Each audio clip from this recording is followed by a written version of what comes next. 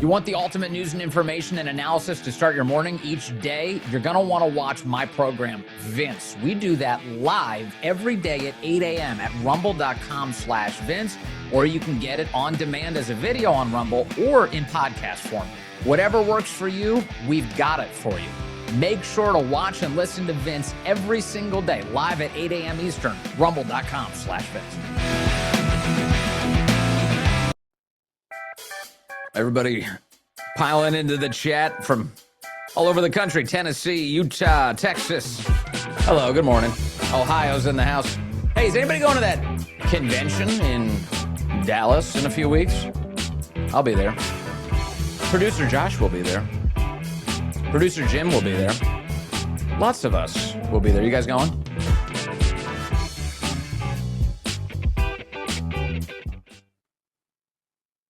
Everybody, welcome to Vince on a Thursday. We got a lot to get to, as always. Today, yet another illegal alien has committed murder in the United States, and he wouldn't have been here were it not for Joe Biden and the ghouls around him allowing these people into the country. We've got the details on yet another horrifying story of criminality in the United States of America. Never should have happened. We've got the details straight ahead on that. Also today, we get a new FDA pick from the President of the United States. We'll take a closer look at who exactly he picked and the outrage it's already causing in Washington, which I think might be a good sign. And we're joined today by Congressman Ralph Norman, who is currently running for Senate in the great state of South Carolina. Ralph Norman squaring off against Darlene Graham for the job. The runoff election is for next Tuesday. Early voting has already begun. We will ask Congressman Norman about why he's running for Senate here, what he makes of the fact that President Trump has endorsed his opponent in the race. And also, I want to ask him about one of his answers during the debate this week. He had that Newsmax debate. He was asked about what to do with illegal aliens. I was a little confused by his answer, but that's okay. We'll play it for him, and then we'll get some clarity from the congressman coming up on the program. A lot to get to on this edition of Vince. Thanks for being here. Best audience anywhere. Hey, I want to thank one of the fine sponsors who makes today's show possible. That's Boll & Branch. I love Boll & Branch. Allison, my dear wife, years ago purchased Boll & Branch sheets for us, and we started using them, and I was amazed by how good they are. We've never looked back, and now I'm so happy that they're a sponsor of our program, so I can tell you how great they are here on the show. Because, you know, you ever climb into bed on a summer night, you instantly regret it, your sheets sticking to your legs, you're debating whether to turn the air conditioning down another 5 degrees. It's not good. Not good at all. Sleeping hot is the worst. And this is why we love Boll & Branch. Their summer bedding is very breathable, lightweight, designed to help you stay cool all night long. And their sheets are made from 100% organic cotton. They're woven specifically for airflow, not just their incredible softness. You can sleep so much cooler in the summer with Boll & Branch. Get 15% off of your first order, plus free shipping. BollandBranch.com/Vince. Code Vince. That's Boll & Branch, BOLLAND, branch.com/Vince. Code Vince. Unlock 15% off. BollandBranch.com/Vince. Code Vince. Exclusions apply. See BollandBranch.com for details.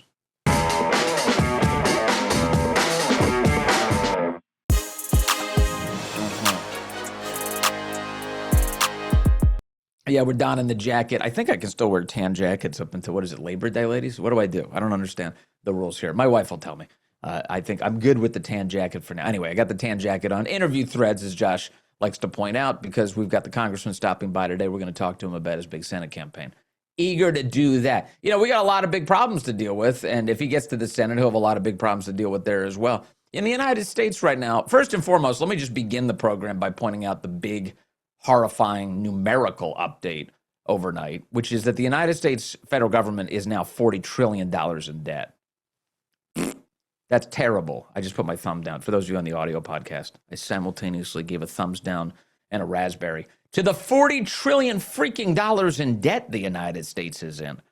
You want to talk about destroying the country? Put us deeper and deeper and deeper into this catastrophic debt, and then impoverish your grandchildren. Leave them in a world where they can't afford to pay for anything because of this massive debt. You know, you and I, so many people, I think, spend a lot of their lives being like notionally concerned about the debt because you know what it means in your own household if you're in massive debt. Not a good thing. And you translate that to the government, you go, man, the government gets into massive debt. That ain't good. Well, then we lived it. What happened during COVID? In order to make up for the lack of money that was even coming in, the government couldn't afford anything. They just started printing massive amounts of cash. And during that horrifying social experiment, what happened? Well, everything became more expensive. The reason the price of everything skyrocketed is we had too many dollars chasing too few goods. And so as this debt gets higher and higher, the quote unquote solutions to a government caused problem are going to fall heaviest on the people who can least afford it. You know that. I know that. And so this is why you need people who are genuinely going to cut the size of government. Now, the good news, some of the good news is the president has begun some of these efforts. Have they gone far enough? No, not yet. He's begun some of these efforts. He's been shrinking the federal workforce, which is very meaningful. That's a very big deal, especially when it takes 80 private sector workers per federal worker to afford them.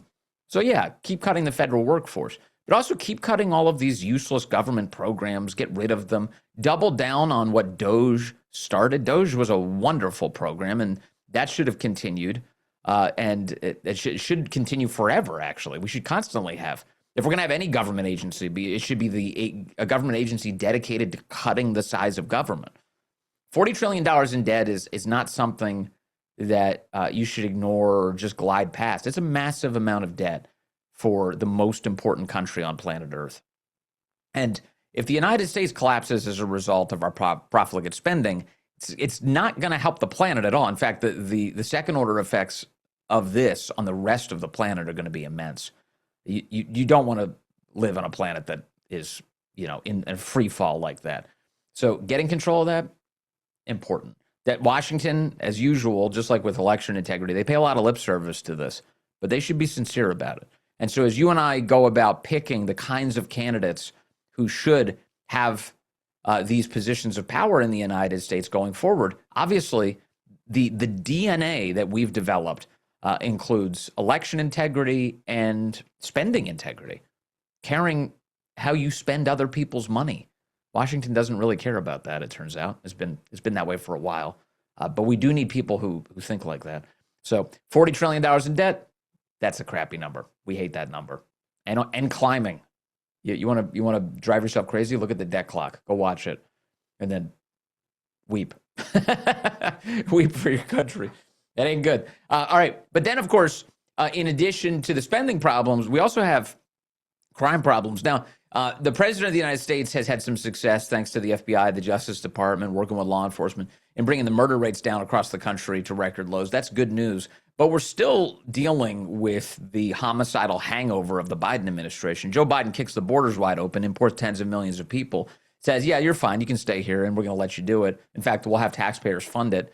And what has occurred? Well, we've had a lot of people hurt by this in a variety of ways, including getting murdered. This week, a man has just been charged with murder in Northern Virginia. He confessed to the crime after killing a 42-year-old woman in Great Falls, a beautiful community. A beautiful community. This woman now dead at the hands of an illegal alien. Listen to this here. This is this coverage comes to us from a news outlet called WTOP. Pull it up on my screen here for you. They say following his arrest on Wednesday, police say a man confessed to killing a 42-year-old woman, a man, they leave out that he's illegal right away, who was stabbed and doused in gasoline in the Great Falls, Virginia area earlier this week. Now, who he stabbed and doused in gasoline. This is what we call passive voice. She was found stabbed and doused. No, he admitted to stabbing and dousing her in gasoline. Alexis Antonio Cedillos Campos, 19, was taken into custody, Prince George's County, Maryland, and charged with second-degree murder in the death of Carmen Lizette Puch, I think that's her name, just before 7 a.m. on Monday. A person out for a run called the police, discovering the Reston woman lying in a parking lot for a trail in the 8800 block of Georgetown Pike. There was a news conference yesterday. The police were giving us some details on the horrifying crime scene that they found. Listen to this, cut one.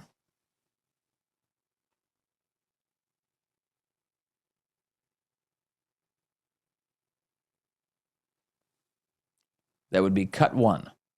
The police arresting this 19-year-old this morning, accused of fatally stabbing Carmen Lizette Pook. Sources say he was released in El Paso, Texas, in April of 2024. All right, let's get more now as we await this press conference. Bill Malugin here in Washington with the latest. Bill. Hey, John, good afternoon to you. As you know, Fairfax County has turned into a hot spot for migrant crime due to their sanctuary policies and their flat-out refusal to cooperate with ICE. And now there has been yet another murder there, allegedly at the hands of an illegal alien caught and released by the Biden administration. Fairfax County Police announcing the arrest of 19-year-old Alexis Antonio Cedillos Campos in connection to the stabbing killing of Carmen Lizette Pook, who local media reports was found dead next to her car near a popular trail in Great Falls. We're told this press conference is going to get underway. John, we'll send it right back to you. Yep, here's the Fairfax County Police Department Police Chief Kevin Davis. Let's listen in. The victim, as you all know, is 42-year-old Carmen Pook. She was stabbed and killed by a 19-year-old by the name of Alexis Campos. And I will share that Alexis Campos is under arrest. He is being interviewed right now by Fairfax County homicide detectives. And admitted it. Stabs a woman to death, douses her in gasoline, admits it. Yeah, I did it. I did it. Cops would go on to explain what they found here. Cut two. Watch this. Thanks, Chief. On Monday morning at 6:43 a.m., officers from the McLean District Station responded to Difficult Run Park, where they located our victim, Carmen Pook, deceased, and as the chief stated, she was suffering from multiple stab wounds and had been doused in gasoline. Detectives from our Major Crimes Bureau have acted very quickly to process the crime scene, collect evidence, and conduct interviews. Within 48 hours, and emphasize within 48 hours, our detectives were successfully able to identify the suspect, that's 19-year-old Alexis Cedillos Campos, and they learned that he and our victim were known to each other as co-workers and involved in an intimate relationship. We know that Cedillos Campos left work in the early morning hours on Monday. He left work after taking a large fixed blade knife, a pair of gloves, and the water bottle the chief described. He later filled that water bottle with gasoline, and he set off to murder Carmen Pook. This morning, our suspect was taken into custody for second-degree murder in Maryland. This didn't have to happen. He was released into the country. Released by Biden.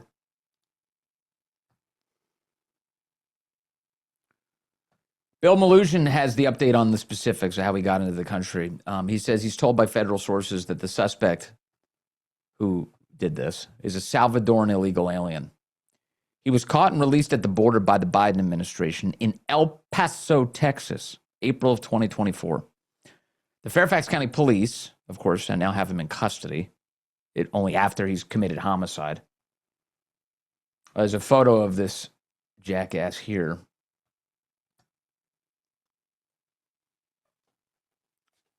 Yeah, and now you've got, Javier Becerra, these guys, like these former Biden officials who kicked our border open, running for governor in California, running against Steve Hilton.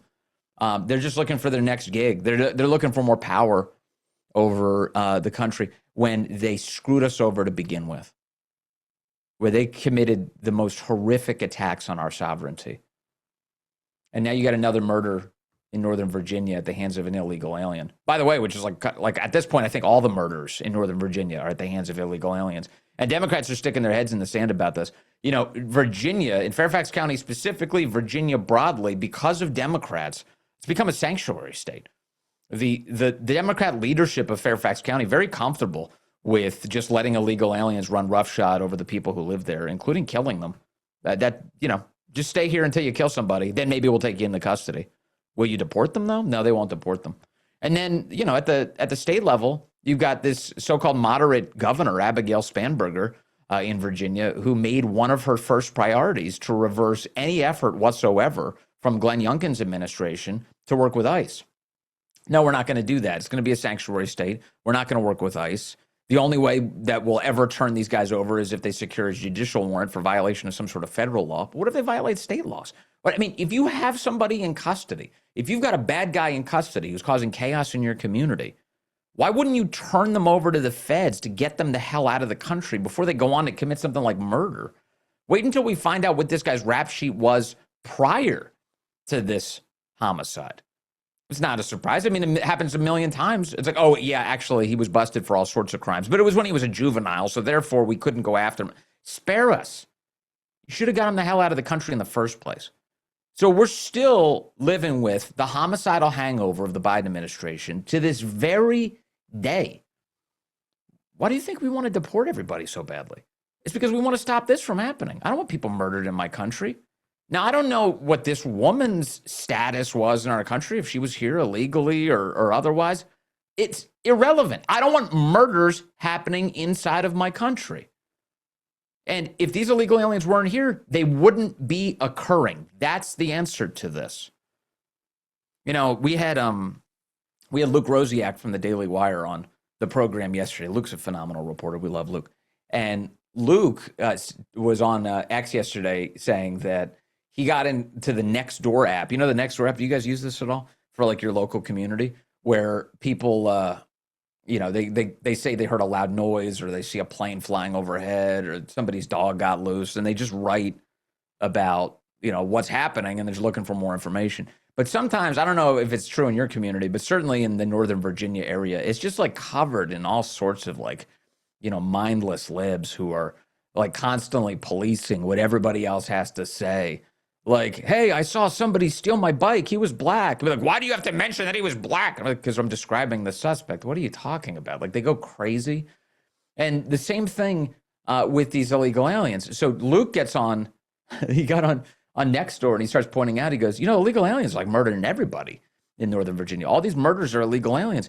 And these lefties went crazy. Somebody censored him. They shut down his ability to communicate. You're not allowed to do that. That's discriminatory. I was like, what? He's just describing the affliction. What is wrong with you people? This is just your brain on Democrats. Where, truly, think about this. And some of you have already pointed this out in the chat. You got Democrats in a place like Fairfax County, Virginia, in Northern Virginia, certainly around the Washington, D.C. area, who keep voting for all of this reflexively because it's just like a religion to them. I only can vote for Democrats. I can never support a Republican. I've always got to get these people who assume more power unto government and away from the people. What? You realize, look around you. You see what's happening? People are getting killed because of that decision. Why don't you stop that? Why do you keep electing Soros-funded prosecutors like Steve Descano? And this is all across the country, but Steve Descano is the Fairfax County prosecutor. Why are you doing that? It is, as Luke was pointing out, a kind of a form of what they call suicidal empathy. I think that's a GAD-SAD special, which is a great description. Suicidal empathy. This idea that, well, the decent thing to do is to elect people who help to, what do they call it? Fix criminals, make them, bring them back to society, like reintegrate them. And the idea is like, just go easy on them, and then maybe if you give them a couple of mulligans, they'll become good people. That's not the way it works. You would know this if you were a parent. You would know this if you allowed your child to survive the womb. Truly.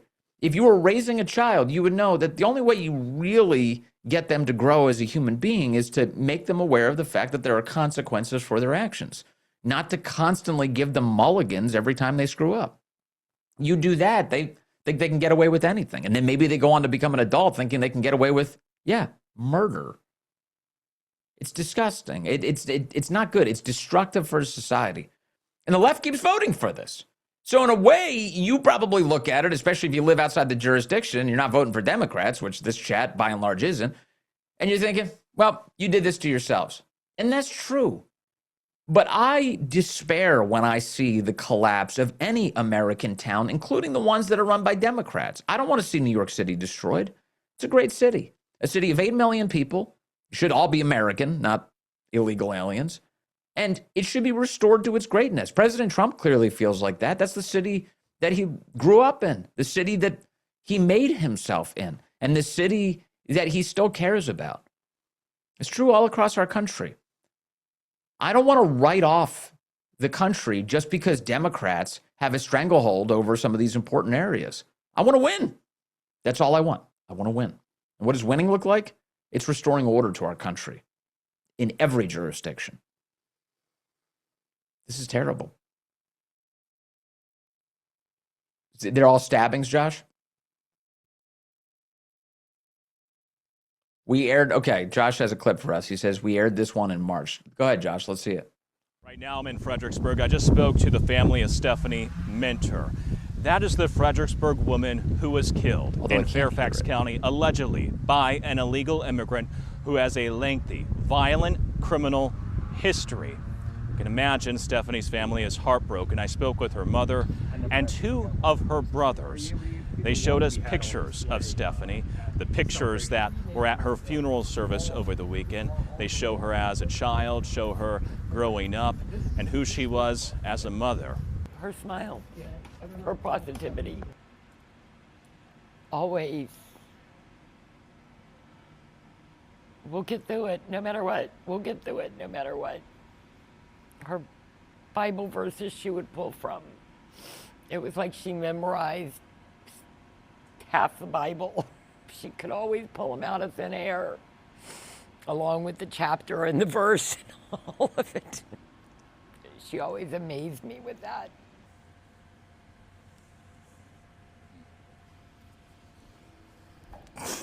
I asked Stephanie's mother, did Fairfax County Commonwealth's Attorney Steve Descano fail her daughter and her opinion? She said yes. She said other people failed her too. Her brothers also blame Descano for dropping charge after charge, even when he was warned by police about how dangerous Abdul Jallo was. Nick Minnock. By the way, he works for an ABC affiliate in the Washington, D.C. area. He's a wonderful reporter, and he's one of the few people, one of the few journalists who are actually reporting on this honestly. And as a result, the left hates him for that. They hate that he's telling the truth about this subject.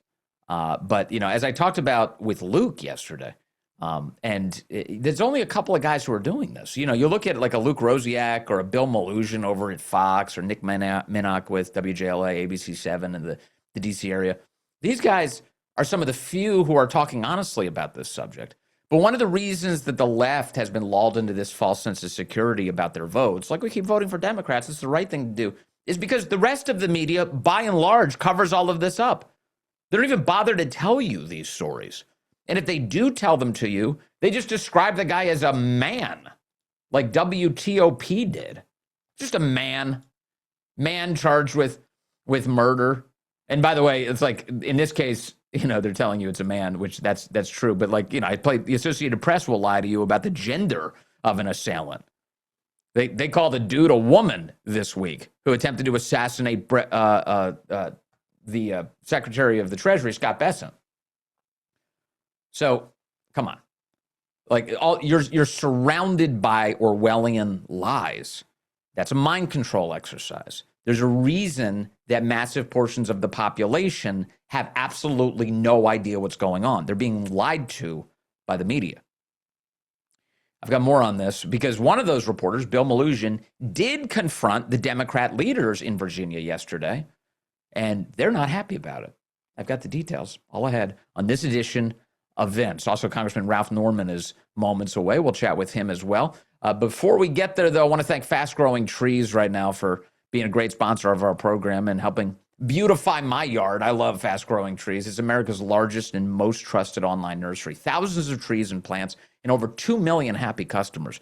They have all the plants your yard or home even need. And they've got fruit trees, privacy trees, flowering trees, shrubs, and house plants, all grown with care, guaranteed to arrive healthy. Just click, order, grow, and get healthy, thriving plants delivered right to your door. Love Fast Growing Trees. You know, when they shipped my Eastern Redbud to me, it was beautifully packaged. Actually, it was already in full bloom inside of the cardboard structure that they had created for it. And then as soon as it got here, just unwrapped it, planted it, and I've never looked back. It's just beautiful in my yard. you'll have this experience too. Right now, they have so many great deals for you on the planting essentials, up to half off on select plants. And listeners to this program, you get 20% off your first purchase when using the code Vince at checkout. That's an additional 20% off better plants, better growing, fastgrowingtrees.com. Just use the code Vince at checkout, fastgrowingtrees.com, code Vince. Now's the perfect time to plant. Let's grow together. Use Vince to save today. Offer is valid for a limited time. Terms and conditions may apply. See fastgrowingtrees.com for details. Thank you, Fast Growing Trees.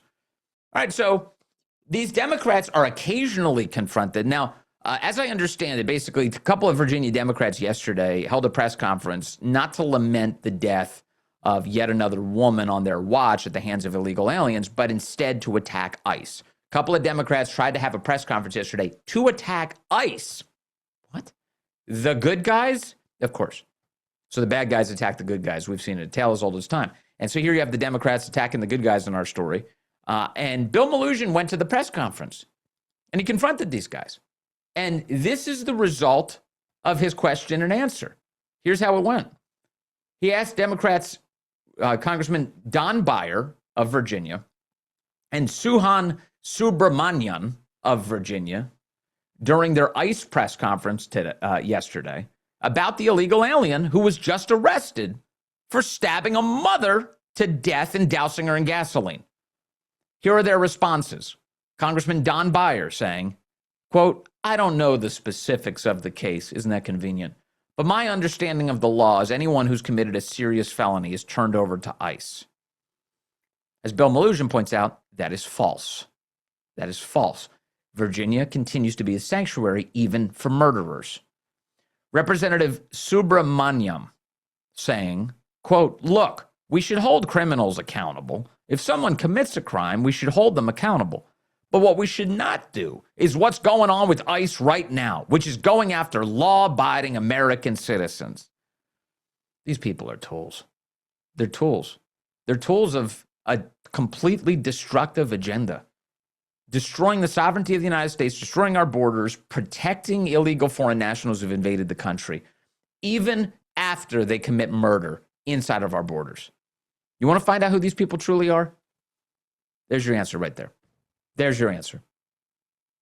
And the only reason that, again, you have groups of people in the United States who continue to obediently and reflexively vote for these Democrats is because they've both made it a source of it's powered by a religious faith in that party and a media who refuse to tell them the truth about what's actually happening in their own world. I mean, imagine being so brazen that you hold a press conference on the same day that the news in your state is that another illegal alien has committed yet another horrific crime, and you try to attack ICE. That's depraved. That's completely depraved. And that's the current state of the Democrat Party. We are not the same. And these are guys, Don Beyer, and these are just like standard issue, corrupt establishment Democrats. They're not even guys who are trying to distinguish themselves. Oh, I'm like a socialist or whatever. No, Don Beyer is just like an establishment Democrat, dude, attacking ICE on the same day that illegal aliens are murdering people in his state. We know who they are. We know who they are. And it's time that more Americans did as well. All right, coming up, we're going to be chatting with Congressman Ralph Norman. He is currently running for United States Senate in the state of South Carolina. He's had to deal with a lot of these idiots in Congress. We're going to talk to him about, what do we do about illegal aliens in the United States of America? I have a question for him based on one of the answers he gave the other night in that big debate against Darlene Graham. And that special election, that runoff election, that's on Tuesday. But early voting's already begun in South Carolina. We have a lot to discuss. We're going to do that coming up in just a moment here on this Thursday edition of Vince. It's always so great to have you with us. Truly the best audience anywhere. I want to tell you about two of our fine sponsors before we get to our great guest. Quince is a wonderful sponsor of our program. August is the perfect time to hit reset before the autumn rush begins. Honestly, can't think of a better place to start than the old closet. And that's why I love shopping with Quince. Quince is all about fewer, better pieces. Their clothes are made with premium materials, built to last, designed to become the items you reach for every single day. And I do it all the time. I go into the closet trying to figure out what I'm going to wear in the morning. Quince, Quince, Quince. I love my Quince stuff. Best of all, everything is priced 50 to 80% less than similar brands because they work directly with ethical factories that cut out the middlemen. Upgrade your every day. Download the Quince app, get app-exclusive offers, quince.com/Vince. Get free shipping on your order, 365-day returns, now available in Canada and the UK too. That's QUINCE.com/Vince. Thank you also to Helix, the Helix mattress. We love, Allison and I love our Helix mattress. We have the Midnight Lux. It's changed the way we sleep. You know, before we switched to Helix, we didn't like our old mattress, but we didn't realize it was the mattress that sucked. I just thought I was a bad sleeper. It was the mattress. We were tossing, turning, trying to get comfortable, waking up feeling groggy, low on energy. Since making the change, we fall asleep more quickly. We stay asleep longer. We wake up feeling much more refreshed. We took the sleep quiz. We sat down at the kitchen counter, took the sleep quiz, took a second. It's great. Answered a couple of questions, and then they matched us up with our mattress, tailored specifically for us. On top of that, Helix offers free shipping, a 120-night sleep trial, and a limited lifetime warranty, so you can feel confident trying it for yourself. And now Helix has an exclusive offer for you, 27% off. Go to helixsleep.com/Vince, 27% off site-wide, exclusive for you. That's helixsleep.com/Vince, 27% off site-wide, helixsleep.com/Vince. All right, thank you to Helix.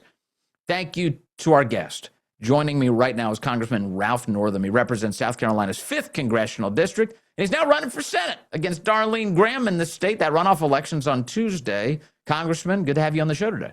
Great to be with you, Vince. Thank you. Well, first of all, just again, thank you for being here. I want to start with this race. What are your chances, you think, of being able to actually defeat a Trump-endorsed Darlene Graham? Well, we're leading into polls. We've got a great record. We've been taking it all over this state, and there's an electricity with this race to support somebody that's a proven product. I've got a resume that my record cannot be disparaged. We have such an opportunity to go shake up the Senate, which is the graveyard for great bills. I will do that. The people that we have behind us now are second to none. The people that are involved are the people in this state, and I'm looking forward to representing them. What do you think that debate you had earlier this week revealed about each of your candidacies? You know, Vince, you can't, when you go to the Senate, you can't have training on the job. You just can't. She's an unknown. But now, what we know about her is the fact that the ones that are bankrolling her candidacy is the Washington elite. I mean, the millions that have gone into her campaign have been from PACs that supported Kamala Harris to the tune of millions of dollars. She's spending $2 million to take trying to change my resume, and you can't do that. I've been the most conservative member of Congress. Yeah. I've supported the president, and so I'm excited about it. Can you tell me what that means? I heard you say that on the debate stage. Can you give me some specifics? There are PACs that supported Kamala Harris that are now supporting Darlene Graham? Absolutely. There's a solar PAC that is, and I can get you the list of them, that is a raise. He's supported by a billionaire cryptocurrency guy, Ken, I'll have his name, but two of them have dialed in against me. But the seriousness of it is, this is the socialists and the ones we're fighting. And that's just the facts. No one is supporting me from Washington, D.C. They're just not. And they're bankrolling her campaign. She's got $90,000 in this race. I've got my own money, and I've got people who have donated to me from South Carolina. And that's the facts. I want to ask you about one of the answers you gave on the debate stage the other night. I thought, just candidly, I thought you had a good performance, but there was one answer that you gave that caused an eyebrow to pop, which was about illegal aliens. And I said yesterday when I played this clip, I said, well, the easy thing is I can just ask the congressman about it when he joins us on the show. But first, let me play the clip, and then I want to get your explanation as to what we just saw. Josh, if we could play that clip, go ahead. Mr. Josh. Do you support the rights of those, and I've asked you this question somewhat before in a previous debate, but do you support the rights of those in the Deferred Action for Childhood Arrivals program, DACA, also migrants with valid visa status, green card holders, asylum seekers, naturalized citizens, and others who are legally going through the citizenship process? Do you believe in a pathway to citizenship for those folks? Here's what I believe in: legal immigration, not illegal immigration. The president has got, we have to have a pathway, but you have to get the illegals out of the country now. You're either legal or you're not, and you get them out of the country. And then you have an expedited area for those workers who have been here and have not caused trouble and provide work and for different companies. You have a organized way to do it. So, Congressman, what does that mean that you want a pathway and you want an expedited arrangement for illegals who've been here? No, here's what I mean. My premise is the illegals have to be out of the country if you're either here legally or illegally. Now, there are those who have done work that other Americans won't do. Now, that being said, visas, and we do it all, help people get visas, all the work visas. That's what I meant. Pathways was not the right way, but visas are what I was talking about. Numbers USA publishes the voting records of those who are strict, who believe that illegals should be out of the country. I'm in the top 33 with an A rating. Nobody else has that other than the 32 others. So that being said, it's getting the visas to do the work, not for legal pathways for people to become citizens, but to have them so they can do the work and go back home. Just to be clear, to make sure I understand you, you're saying that illegal aliens, no matter who they are, need to leave our country first, and then we will make a decision about who we allow back in? With visas, with the work visas. Okay. Which we've done that all for our, in the 5th District. We have helped people with visas who come here, do some work, do the work, and go home. You know, you did say that that there are jobs that Americans won't do. I think that's often because those jobs don't pay the wages that Americans need. Because, you know, we have a lot of companies in the United States that are hiring foreign labor to underbid the American job market. Don't you think that's the case as well? The farmers that I've talked with, the peach farmers as an example, when it's the hottest job in the summer, and it's a job that they've had trouble, and it's not the pay. They will make the pay, but it's just that when the crops have to get out of the fields, you have to get people there to get them out, and that's just one example. And the payment's not the issue, but it's just hot work, and a lot of Americans don't want to do that. But the visas that we have worked with over time in the 5th District have proven to be pretty, effective to help those farmers who need the work on their farms. One of the ways that you tackle the problem of illegal immigration is to actually conduct workplace enforcement, going after employers who are breaking the law by hiring illegal foreign labor. Do you want to see the government do more of that? The government has to do that. The government, if you're illegal, you leave the country, pure and simple. If they're here illegally, that means what it says. So yes, the government has to. And what the president has done recently with ICE is he got the criminals out. He's not ripping children from schools or from churches. He's getting the illegals, the criminals. That's his first focus. He'll continue to do that. He's got a lot of media criticism on that, but no. Again, overall, if you're in this country illegally, you go home.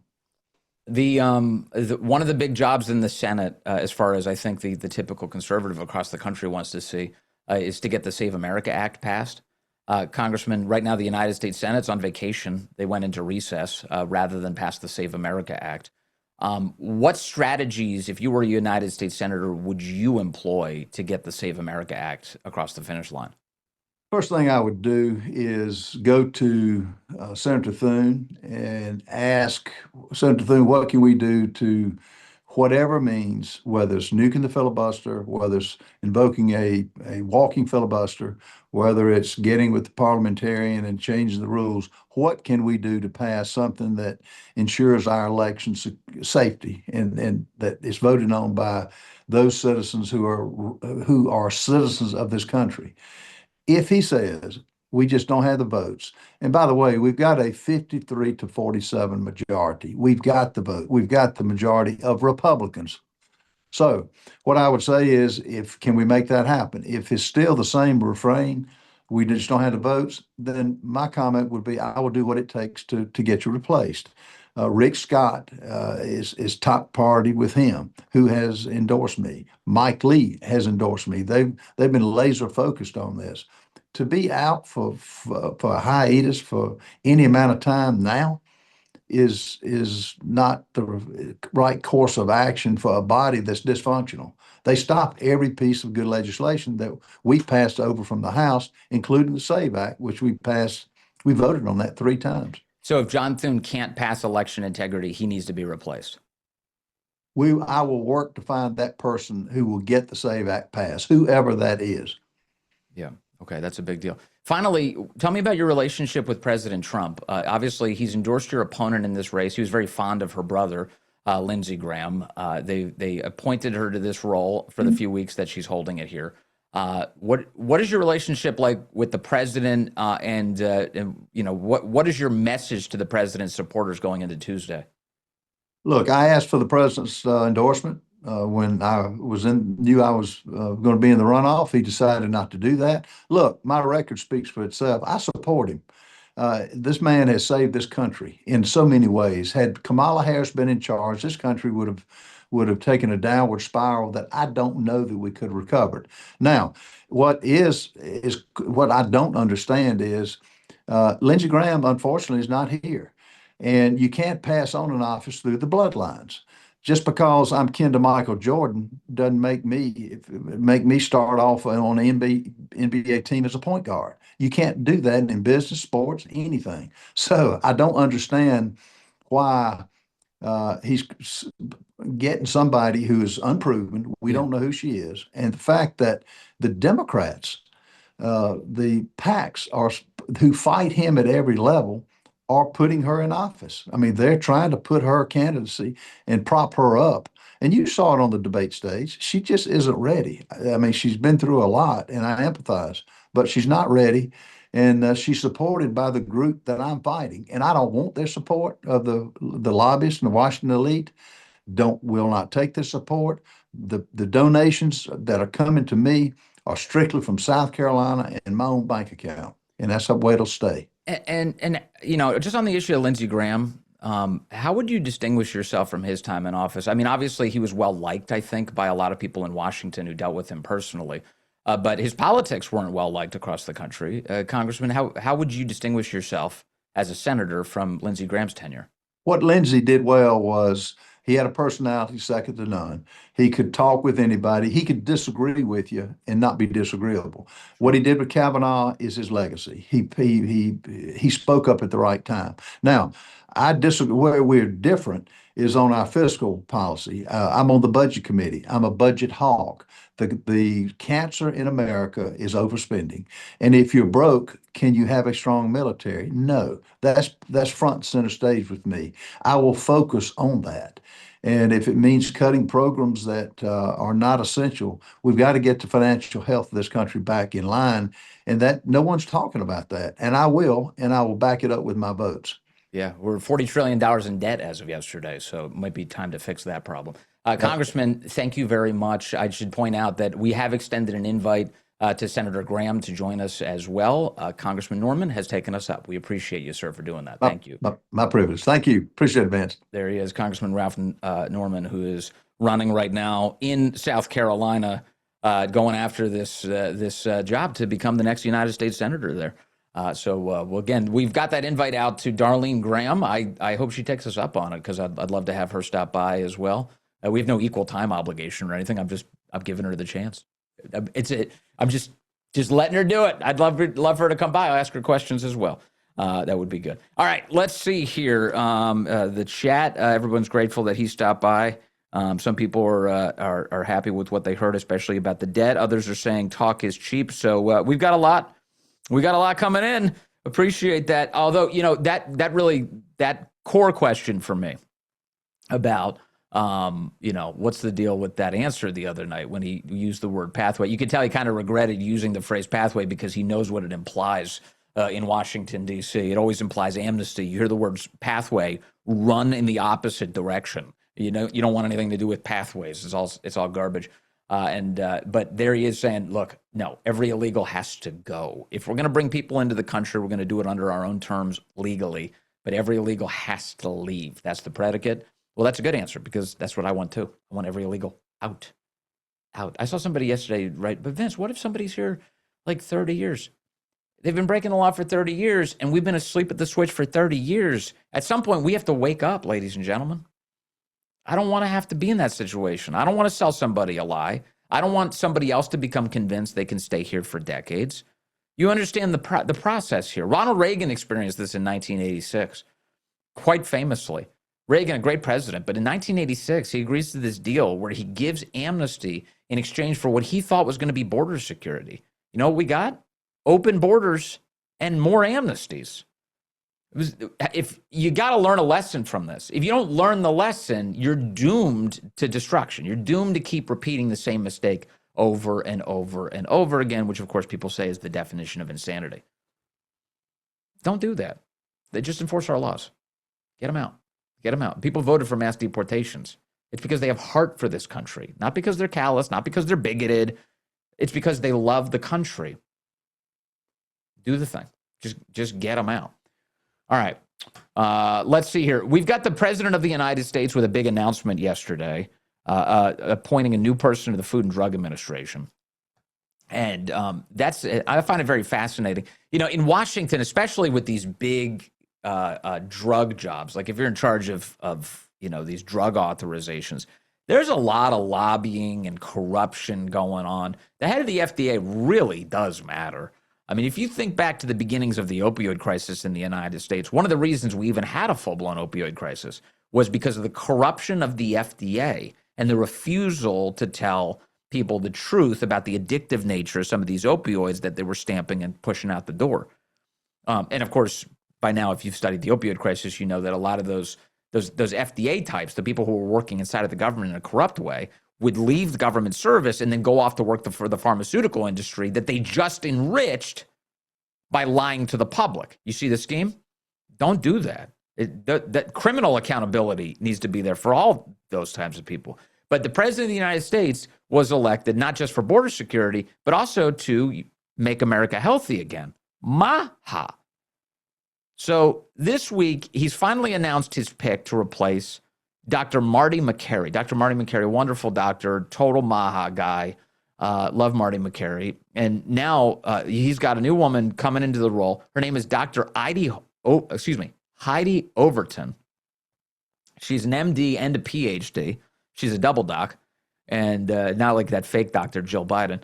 And here's what the president of the United States said yesterday on Truth Social about this in making the announcement. He said, "Today I'm honored to nominate the wonderful Dr. Heidi Overton, MD, PhD, as our next FDA commissioner.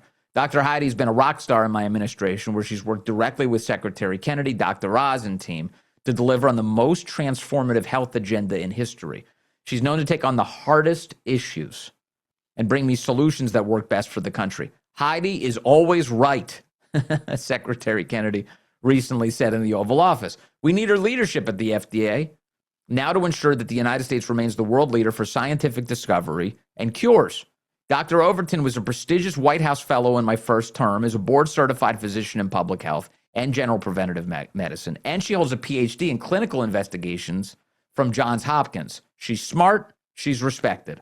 Dr. Heidi will work with Secretary Kennedy and Dr. Oz to rapidly deliver on my priorities." What are those priorities? Faster cures, increased American innovation, major clinical trial reforms, lower drug prices, and even more Maha wins. America first, healthy America. Congratulations to Dr. Heidi Overton. So the president's very enthusiastic about this pick, loves it. He says he's posting this to Truth Social. RFK Jr. also jumped in yesterday and said this was a very difficult process. He said it was one of the single toughest decisions he's had to make about who would take this job. And he's elated that it's going to be Heidi Overton. He said, "We had a pantheon of superstar candidates that made this one of the toughest decisions of my tenure. I'm confident we chose the best person, Dr. Heidi Overton." He says she's great. She's going to make our food supply safer, modernize drug approvals, unleash American medical innovation, and accelerate access to life-saving treatments. Okay, great. So that's a lot of basically taking a victory lap here on Heidi Overton. Now, have we met her? Yeah, we've seen her a couple times. In fact, remember last week, the Trump administration just announced that they are making the official federal government recommendation on childhood vaccines a lot more pared down. Instead of injecting your child with 5,000 jabs, maybe we narrow the number of vaccines that the federal government recommends. Now, the left has gone absolutely ballistic about this. They hate this. They love government control. They love forget the my body, my choice thing. It's the government's choice as far as the left is concerned. So the fact that the Trump administration reeled back on this and said, no, we're not doing that anymore, has driven them nuts. And she was right there. This Dr. Heidi Overton was right there in the Oval Office when this announcement was made. And here she is, cut 7, cheering this on. This is a good sign. Watch this. Many people have asked the difference between this executive order and what you signed in December in a presidential memorandum and what you signed later on in May. Just want to quickly answer that question. In December, the presidential memorandum directed HHS to produce the scientific assessment that they did, and then they overhauled the vaccine schedule. Those actions have since been held up in court. And so right now, Americans don't have access to that information, and you are correcting that wrong today and saying, I am giving Americans this information directly so that they know what HHS found in the scientific assessment themselves. But most importantly, states are actually the place where school vaccination requirements are implemented. It's state laws and regulations, and the CDC would advise the states on those policies. Since January of 2026, 28 states have no longer agreed with the CDC, and they recommend their own policies. A lot of those states are blue states, and they're working with outside entities like the American Academy of Pediatrics that still rely on the recommendations that were in place in 2024 with the 72 injections by age 18.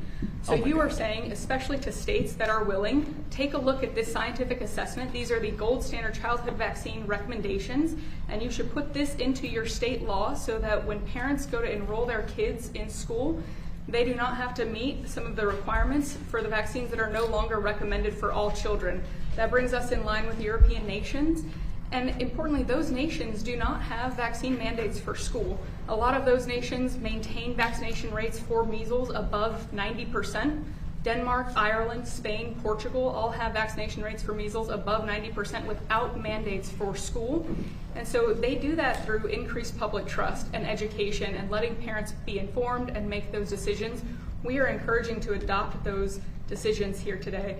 We do still recommend the measles vaccine for all children, but we want parents to be informed about the timing and to have the option to separate them out. So, Mr. President, this is a historic action. We are going to be working directly with states so that we're not reliant on the court case to resolve. We are doing it right away so that parents get the benefit from state laws changing. This is not what the pharmaceutical industry wants. They don't want somebody like this running the FDA. They're very opposed to this. Why would they be opposed? Because she's not enriching them. She's not helping their bottom line.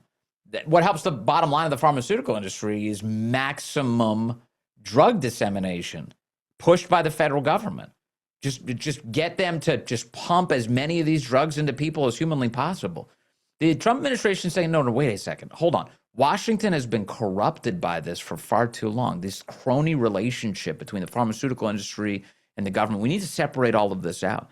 And at the FDA, they've been removing some of these industry people from the advisory panels because they have a self-dealing interest. There's a huge conflict of interest.